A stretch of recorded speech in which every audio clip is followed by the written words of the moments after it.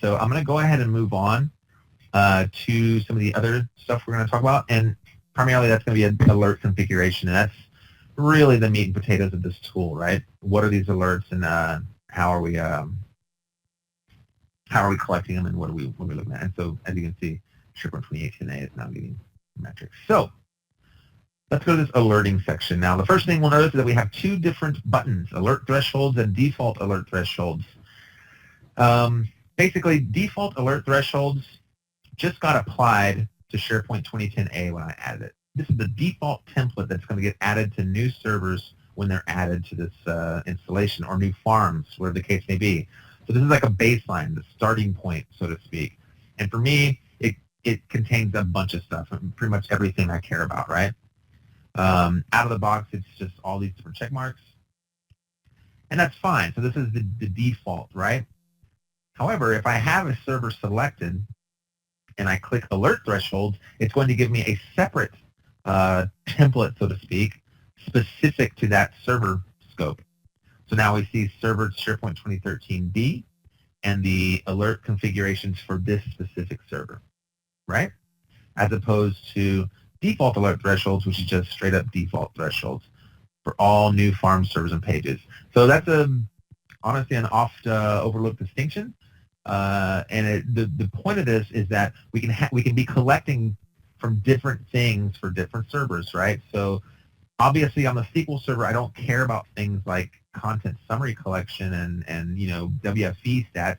And honestly, those won't even be included in the server-specific alert thresholds for a SQL server. But again, if I have multiple SQL servers, maybe some of them I care about fragmentation on, some of them I don't, et cetera, right? So as you can see, we can really tailor what we are collecting from a specific server. So I'm going to go ahead and use a use case in this particular SQL server. I've got an alert here, a critical alert, and that alert is max server memory. Now, in the last meeting, I mentioned max server memory in my case is showing the value at 2 terabytes, right? And that's crazy. It's only an 8 gigabyte memory server. Whenever you have a server set to use everything available, its max goes to this default value. And that's kind of how I've got my SQL server set up. I've got my SQL server set up so that I don't want to max. I want you to use as much memory on the server as you can. Whatever's available, use it because you are a dedicated SQL server, right? Because of that, it doesn't make sense for me to have warnings and criticals set at 16 and 32 gigs respectively, since I'm never going to be, I'll always be critical since my maxes are always set to that, right? So in my case, I don't need or want to see this particular alert. So what I'll do is I'll go into my alert thresholds for that SQL server, and I'm literally just going to turn off that specific alert. So I'm going to go down to my SQL server section. You can see here I've got max server memory, and I can, right off the bat, I can see what my warning and threshold is currently set to, but more importantly, I can see what that value has been at over the last 7 days. And this is a very useful little tool right here, this little graph, and pretty much most of the metrics for which a graph like this would be relevant have this. Obviously, things like Booleans and true-false values probably wouldn't have something like this, but at any rate, you can see the average value right here has been at the 2 terabyte mark. It means that, hey, I'm always going to have that. It's always going to be there. I know that. Why don't I just deselect and remove that particular alert from my thing? I don't need to be alerted about max server memory at this point because I know I'm going to be using whatever is available on that server. So by that respect, I'll probably be more interested in the actual server memory values, right? So I've turned off max server memory. You notice here there's a little pencil icon meaning it's been edited, and there's another pencil icon down here letting me know that, hey, metrics have been changed in your list in case I'm up here somewhere, right? So if I look up at server, so here's the things that I'm really more interested in, right? Memory usage. Now I can see, hey, where's my memory usage really been over the past few hours, percentage-wise, right? So right now I've got it set to warn me when it's above 75%, and then critical me when it's above 90. And you can see those two lines there. The yellow line represents the warning, and the red line represents the critical. For instance, if I change that, you'll see that yellow line move down, right? So anyway, it's a cool little visual representation of the metric history, and it's really useful for determining baseline statistics for your thresholds. So this is a really simple example, but hopefully that gives you some idea of what kind of things you can do here. So now that I've edited my threshold and removed that max server memory value, I want to apply that to this template. So I'm going to apply changes only, and this is specifically for the SQL Server. Hit OK. So now those changes have been made to this SQL Server template. So if I wanted to, I could apply it to other servers. It isn't really relevant for me personally, but I could also save these values as the new default. This will write those to that default alert threshold so that future SQL servers will be added and use that max server memory value that I've disconnected or deselected.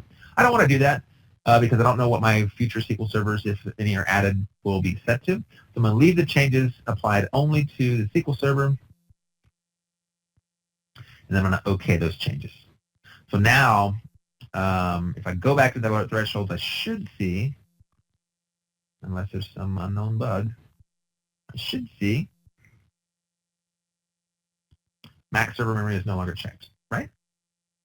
So now when I reconnect and recollect metrics here, that alert status should change, and we should see max server memory no longer at critical once this completes.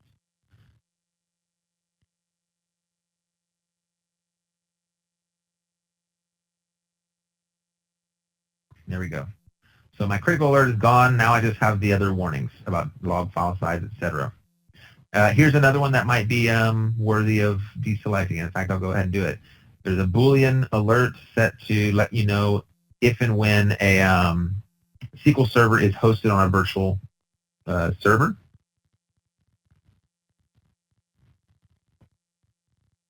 And we can change that as well. But moving along, let's see. So that's updating thresholds. Great. So responses. So we've got all these metrics coming in.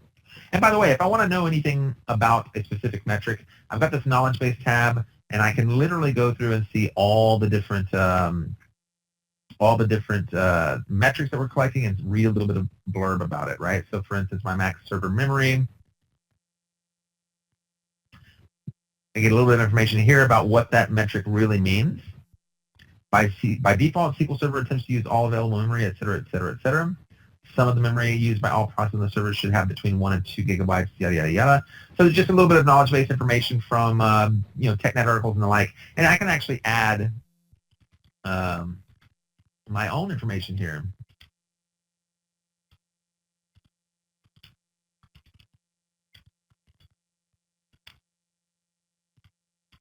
See what I mean? So now that's added for me. So now when I go back in here, I can see that if I need to review what was it I said about max server memory? Let me see here. I'll go in here. I'll jump in.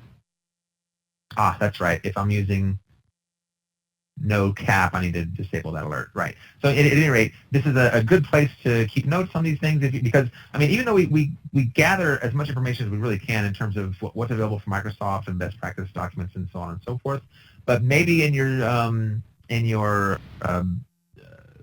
studies you've learned something about the particular metric that's relevant to your particular environment. You might want to jot into this knowledge base. So this is a helpful little place to keep tabs on what you're collecting and why.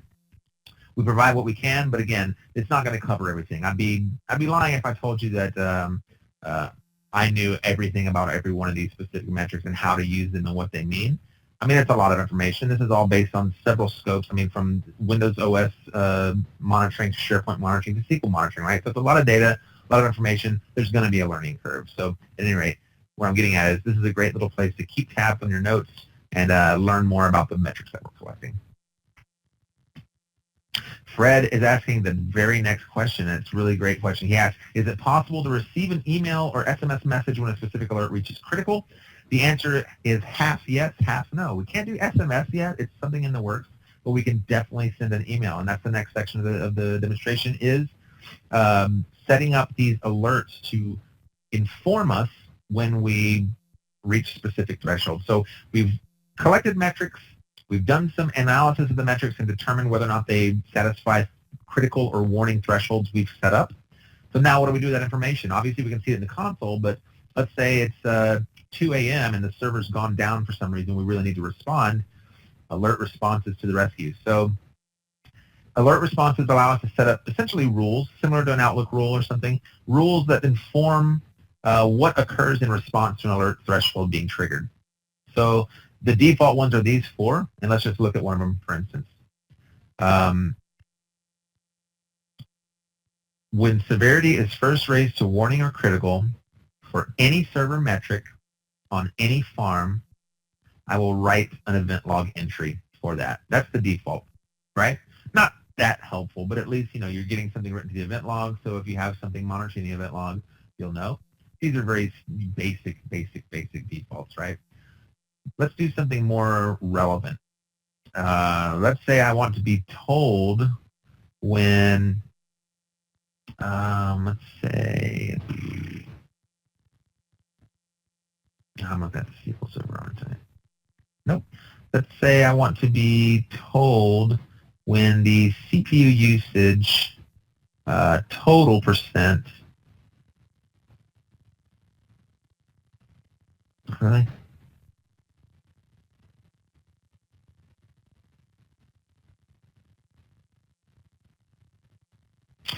Oh, wow, there's something I wish we had. I wish we had a deselect all button. So let's say I want to know when CPU total percent is hitting the alert or critical threshold on specifically 2013B, my main web front end.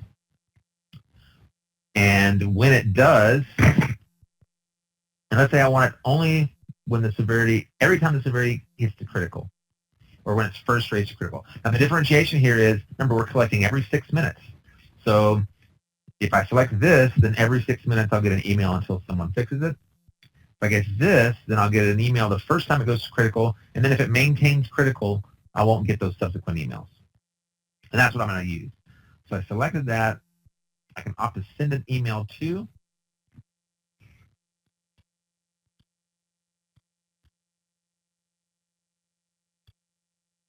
me. Now this means whenever that occurs, I'm going to get an email, right? So that's basically how it goes.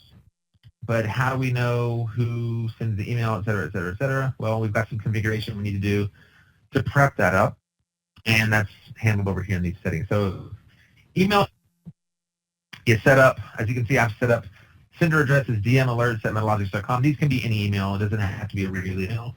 Reply to address is the standard no reply. I don't want people replying to it. I could add a footer if I want. And then I just determine my SMTP server address. Give it a quick test.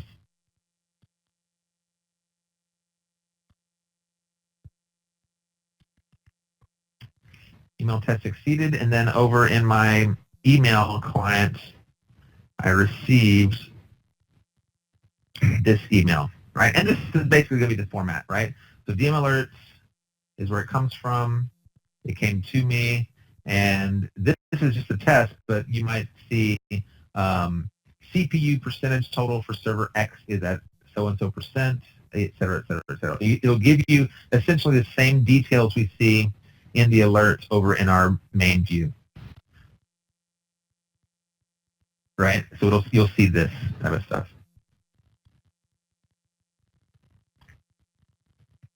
Additionally, we can set up, if you have Snmp monitoring set up in your environment, and for those who aren't familiar, very basically, Snmp is a method of monitoring multiple nodes in a network. It's basically a simple network management protocol or something along those lines. But it manages monitoring of servers in a network. So it's basically a server set up to handle monitoring, and you have third-party tools that send traps, they call them, to that server to be managed, and there's whole sets of alerting and so on managed within that separately. So what we do is we allow our alerts to get sent to those if you want, right? So if you have an SNMP server, you can assign that here. If it's community-based, and if you have one, you know what that means. It's basically a security trimming type of concept. You add the community name here, and basically, and I don't have one set up, by the way, so I can't really show you, but essentially, when alerts fire, we can then set those up as responses. Hey, when specific alert happens, go ahead and send an SNMP trap to my configured SNMP server, right? So again, this is specifically relevant to people who probably have and know what SNMP does and what it's about and how it works. So just suffice to say, the three scopes from which we can work with responses are, by default, we can write the event log, we can send an email to configured email addresses of our choice, or we can send a trap to an SNMP server. At any time, in addition to the alert emails, in addition to this view here in the home page, we can also go into these reports that we have baked in, and we can just get, I mean, some of the most useful ones are these farm active alerts. Here's my farm. Here's a report detailing all the currently active alerts for that farm across the board, all servers. You know, this could be useful for as a weekly or monthly or even daily report that happens in the morning to let you know where you're at, so that your team can know where you're at without having to jump in and look at the console. And we can export that or save it down as an Excel, as a PDF. The one thing we can't do yet that we're working on setting up is actually set up a subscription to this report that generates it by default on an automated basis. Can't quite do that yet, but that is something on the horizon. I can't give you a specific as to when we expect to see that, but it's one of those feature requests that's been kicking the tires around in the dev team, right? So we're just considering when that should be. So alert history is something more along the lines of some of you might want to see on a week-to-week or month-to-month basis. And again, just to give you a baseline, these are actually great tools to use, these reports, to baseline your system. I mean, if you're tackling this tool for the first time, you've let it run for a week or two, and you want to know, where should my alert thresholds really be? Aside from going in and looking at all the history specifically, you can run one of these reports. Like if I can look at the last, for instance, 7 days, last week for my farm, my entire farm, and I'll see all the different alerts that have been firing over that week, and that may give me a good big picture of, hey, where do I need to be setting these things? What is the norm? What's the averages?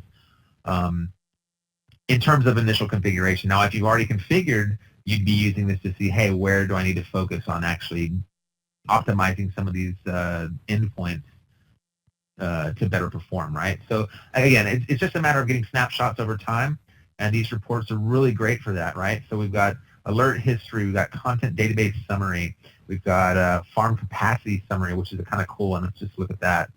So if I run this report, it's going to give me information about capacity planning, right? So this is a right now view, and yeah, I mean, you can totally see, I mean, total disk space, et cetera, et cetera. So yeah, farm summary gives us really overview look. I mean, you get the idea for all these different ones, but we can really granularize them to content summary reports, server-specific reports,